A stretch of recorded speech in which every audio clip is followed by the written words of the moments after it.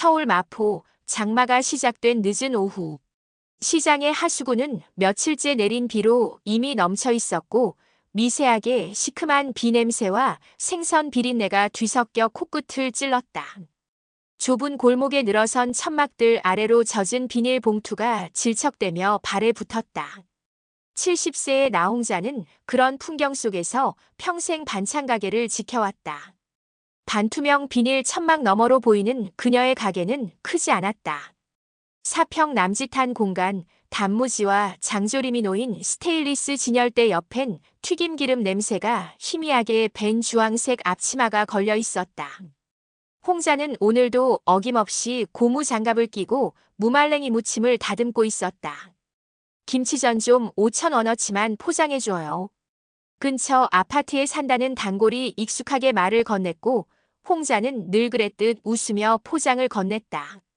그러나 그녀의 손끝엔 작은 떨림이 있었다. 오늘은 딸 윤지와 사위가 가게에 들르기로 한 날이었다. 처음부터 기분이 좋지 않았다. 아침부터 이상하게 심장이 쿵쾅거렸고 장맛비 소리는 마음까지 눅눅하게 만들었다. 문이 열리자 윤지가 먼저 들어왔다. 화장기 없는 얼굴이었지만 입고 있는 원피스와 핸드백에서 도시의 냄새가 느껴졌다. 그 뒤를 따라 들어온 사위는 점잖은 척 입을 다물고 있었으나 시선은 가게 내부를 위아래로 훑고 있었다. 엄마 아직도 이 반찬 가게 계속 하시는 거야? 윤지는 묻는 말투가 아니라 거의 비웃음에 가까운 억양으로 말했다. 홍자는 잠깐 멈칫했지만 이내 웃음을 머금고 대답했다. 그럼. 이게 내일인데. 손님들도 많고 아직 건강하니까. 하지만 윤지의 표정엔 그런 이야기를 듣고 싶은 기색이 없었다. 엄마도 나이 드셨잖아. 이젠 그만하고 좀 쉬어. 그리고 그 건물 말인데. 그녀의 목소리가 뚝 떨어졌다. 우리도 사는 게 빠듯해서 이제 정리 좀 하셔야 하지 않겠어. 어차피 그 건물은 내가 물려받을 거잖아. 사위는 그제야 입을 열었다. 장모님, 그냥 위임장 써주시죠. 나중에 치매 오기 전에요. 그 말은 장난이 아니었다.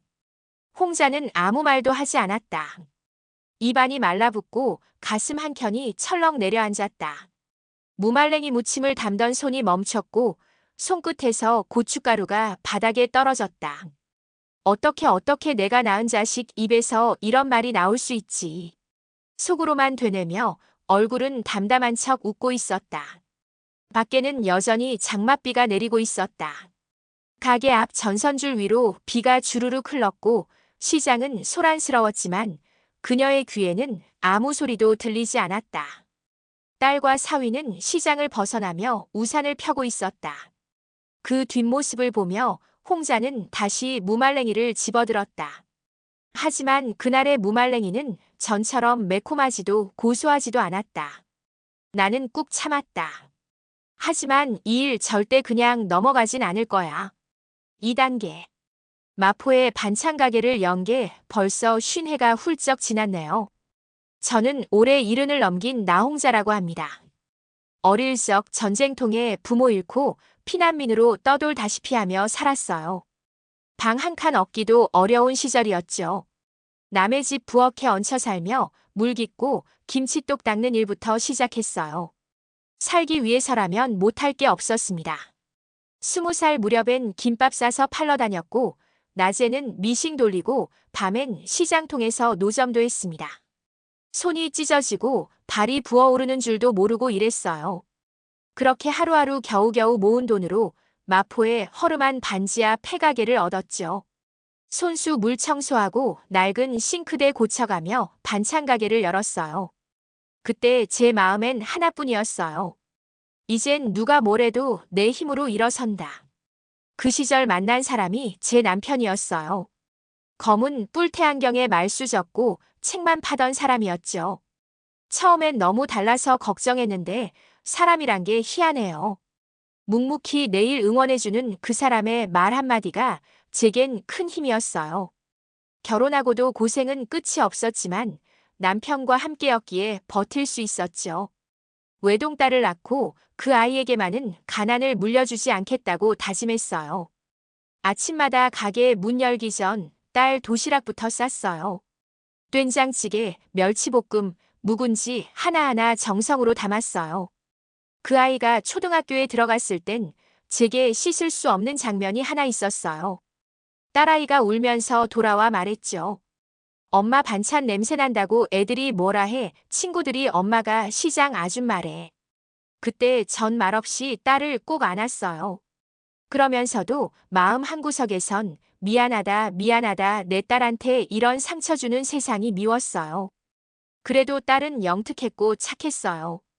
그래서 더 열심히 일했죠. 김장철엔 밤샘하고 설날엔 하루에 만두를 1000개도 빚었어요. 딸 대학 등록금을 내기 위해선 손가락이 부어오르도록 멈출 수 없었죠. 그렇게 딸을 대학까지 보냈습니다. 그리고 딸의 결혼을 앞두고 남편이 쓰러졌어요. 암이었습니다. 말기였죠. 병원비는 순식간에 바닥을 드러냈고 저는 몇십 년 장사에 모은 통장을 통째로 비웠어요. 남편은 마지막까지도 딸 걱정만 했어요. 홍자야, 저 마포 단독주택 나중에 얘한테도 도움되겠지. 그 집 남편이 말한 그 낡은 단독주택 한 채. 재개발 이야기만 맴돌던 동네였지만 언제 될지 모르는 땅이었어요. 남편은 결국 딸의 혼례도 못 보고 눈을 감았습니다. 그 장례가 끝난 지 한 달쯤 지나 딸과 사위가 집에 찾아왔죠. 검은 셔츠에 명품 시계 찬 사위가 말했어요. 장모님, 그냥 그 집 우리 명의로 돌리시죠. 관리비도 세금도 우리가 다 내드릴게요. 딸은 말없이 제 눈치를 보며 고개를 끄덕였고요. 그 순간 가슴 깊숙이서 식은 물이 쏟아지는 것 같았어요. 그게 정말 그들이 원한 전부였던 걸까요? 저는 조용히 고개를 저었어요. 아니다. 아직 그 집은 내 남편 이름으로 되어 있고 그냥 아직은 안 된다. 그 말이 끝나자마자 사위의 얼굴엔 얄팍한 미소가 스쳤습니다. 그리고 그날 이후 딸 부부의 말투도 조금씩 바뀌기 시작했죠. 3단계. 내가 70회 넘게 살아오면서 그날처럼 속이 서늘했던 적은 없었다.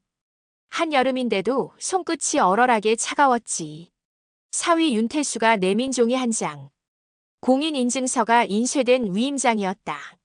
장모님, 그냥 이거 사인해 주세요. 관리 힘드시잖아요. 우리가 세금도 관리비도 다 알아서 할게요. 그 말 한마디가 그렇게도 부드러운데 왜 나는 덜컥 겁이 났을까? 뭔데 이게? 건물 명의요. 장모님은 그냥 살기만 하시고요. 저희가 다 처리해 드릴게요. 나는 그 말을 듣고도 대답을 바로 못했다. 숨을 들이마셨다 내쉬는 데만 몇 초는 걸렸지. 소영이, 내 딸은 소파에 기대 앉아 한참을 침묵하다가 끝내 이런 말을 꺼냈다. 엄마 요즘 왜 자꾸 같은 말 반복해? 나랑 했던 이야기 며칠 전에 또 하더라. 혹시 치매 아니야? 그 말이 목에 가시처럼 걸렸다. 나는 그냥 멍하니 딸의 얼굴을 바라봤지. 거기엔 걱정도 애정도 없었다. 소영아, 너 지금 무슨 말을 하는 거야? 아니, 혹시나 해서 그래. 병원도 가봐야 하잖아. 엄마가 건물 위임만 해주면 병원비도 우리가 댈 수 있고. 그 순간 머릿속에 떠오른 게 있었다. 어릴 때 얘가 친구들한테 김치 냄새 난다며 놀림받았던 날이었지. 그날 집에 와서 서럽게 울던 아이를 안고 말했었다. 괜찮아, 엄마가 너 위해 반찬 파는 거니까. 그런데 지금 그 아이 입에서 나온 말은 엄마 가진 게 그거 하나뿐이잖아. 그걸로라도 우리 좀 도와줘야 하는 거 아냐? 나는 숨을 들이켰어. 아무 말도 하지 못한 채로. 속은 천천히 갈라지고 있었고 내가 붙잡고 있던 작은 컵이 덜컥 탁자 위에서 흔들렸지. 그 와중에도 사위는 웃으며 말했다. 장모님, 지금이라도 안 넘기시면 저희도 법적으로 조치할 수밖에 없어요. 명확한 상속 준비 안 해두시면 나중에 더 복잡해진다고요. 그 말에 나는 참았던 말을 꺼냈지. 그 집은 너희 아빠가 우리 둘이 피땀 흘려번 돈으로 산 거야. 내가 죽을 때까지는 내 거야. 침묵이 흘렀다. 소영이는 그제야 일어났고 입을 앙다문 채 한참을 날 노려보다가 이렇게 말했다. 그럼 요양원 가세요. 같이 못 살겠어요. 솔직히 엄마랑 같이 사는 거 남편도 스트레스라고 했어. 순간 귀가 멍해졌어. 모든 소리가 사라진 듯 했지. 요양원. 그 단어가 내 가슴 깊숙이 박혔어. 그러곤 딸이 덧붙였지. 엄마가 반찬 팔아 키웠다고 자꾸 생색내지 마. 그거 엄마가 하고 싶어서 한 거잖아. 나는 그냥 그 자리에 그대로 굳어버렸어. 말도 눈물도 표정도 잃고 눈만 반짝 말랐고 입안은 씁쓸했어. 그 애를 12시간 넘게 진통하고 낳던 날이 생각났다. 눈 뜨자마자 애기 울음소리예요 하던 간호사의 목소리. 그 작은 아이를 꼭 안고 엄마가 널 위해 뭐든 할게 다짐했던 그 순간. 그랬던 아이가 지금은 내게 요양원 얘기를 한다. 아, 나는 속으로 삼켰어.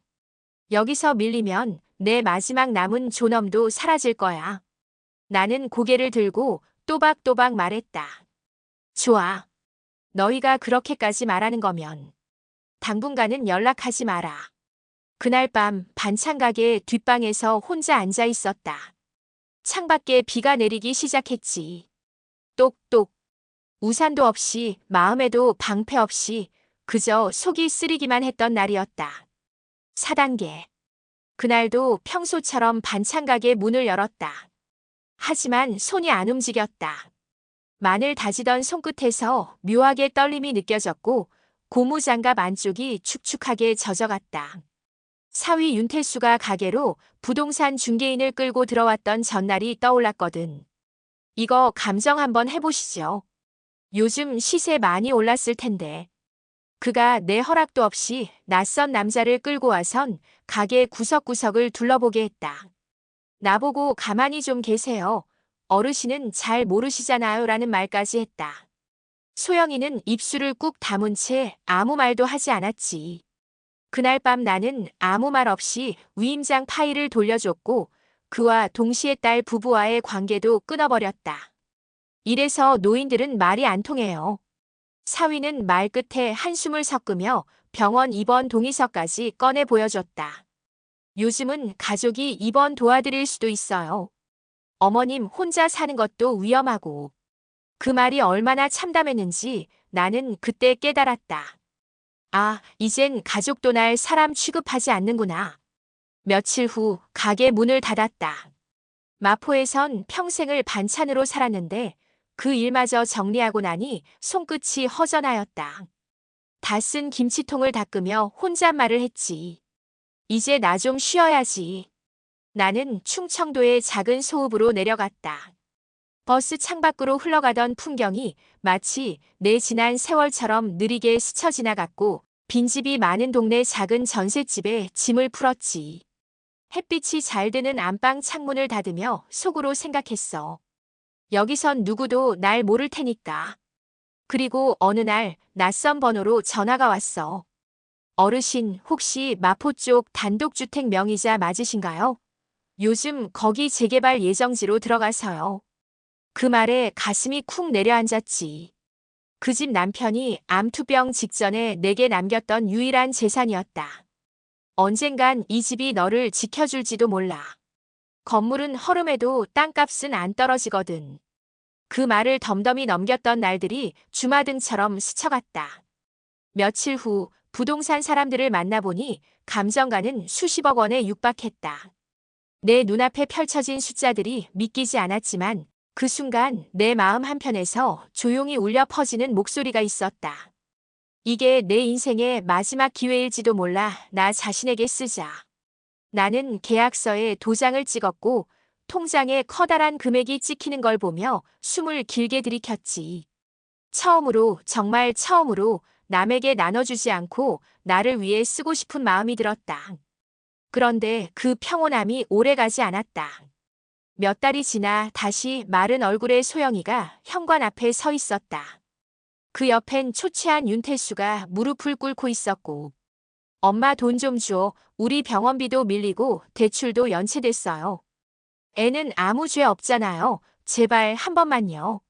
나는 입술을 꾹 다물었대. 나 정말 수십 번도 더 생각했던 순간이었다. 혹시 나중에 저 애들이 무너져서 찾아오면 내가 또 마음 약해지진 않을까. 근데 아니었다. 나는 조용히 손을 내저었다. 내가 도울 건 이제 끝났어. 나는 내 삶에 투자할 거야. 윤태수는 고개를 푹 숙였고 소영이는 한참을 울먹이다가 이렇게 말했다. 엄마 나 정말 미안해요. 근데 우리 애는. 나는 시선을 돌렸다. 그 아이가 아무 죄 없다는 건 알아. 하지만 지금 내가 해야 할 일은 내 남은 시간을 나답게 살아보는 거야. 비가 그날도 추적추적 내렸다. 젖은 현관문을 닫고 안으로 들어와 난 조용히 아궁이에 불을 지폈다. 차 한 잔을 올려두며 생각했지. 처음이야. 내 손으로 내 삶을 온전히 지켜낸 건. 5단계. 나는 올해로 70이 된 나홍자라고 해요. 요즘 아침마다 마당에 쌓인 나뭇잎을 쓸고 마을회관 옆 텃밭에 쑥갓과 청경채를 돌보는 일로 하루를 엽니다. 아, 그리고 매주 목요일엔 홍자 반찬 연구소에서 어르신들 10명과 나란히 앞치마 두르고 서 있어요. 된장국 끓는 냄새가 퍼지면 어김없이 이웃 아주머니들이 창문 너머로 고개를 내밀죠. 오늘은 뭘 만드셔요, 홍자 씨? 나는 웃으며 말해요. 오늘은 두부 들깨 조림이에요. 단백질 듬뿍. 그렇게 내 인생의 마지막 계절을 조용하지만 단단하게 살아가고 있어요. 딸과 사위가 떠난 그의 겨울은 참 긴 겨울이었어요. 울고 또 울었고 혼잣말을 하다가 허공에 미련 떨지 말라며 다짐도 했죠. 그러다 우연처럼 찾아온 재개발 보상금. 남편이 남긴 낡은 건물 한 채가 내 노후를 지켜줄 무기가 될 줄이야. 그 돈으로 처음 한 일은 작은 단독주택 하나 장만하는 거였어요. 2층 다락방까지 있는 붉은 벽돌집. 앞마당에는 감나무 한 그루가 자라고 있었고요. 그리고 두 번째는 홍자 반찬 연구소. 처음엔 반찬 가게 하던 때처럼 조그마한 조리실이 전부였지만 지금은 동네 아주머니들 몇몇이 와서 우리도 할 수 있을까 묻곤 해요. 그래서 함께 하기로 했죠. 우리는 건강밥상 공동체라는 이름을 붙였고 지방 방송국에서 촬영도 나왔어요. 내 얼굴이 TV에 나올 줄이야. 그 소식이 어찌 전해졌는지 어느 날 딸이 또 나타났어요. 초췌한 얼굴에 머리도 제대로 말리지 않은 채였죠. 엄마 미안해 나 이혼하게 됐어. 놀랍지도 않았어요. 사위는 이미 사라졌고 딸은 카드빚에 허덕이며 무너진 상태였던 거죠.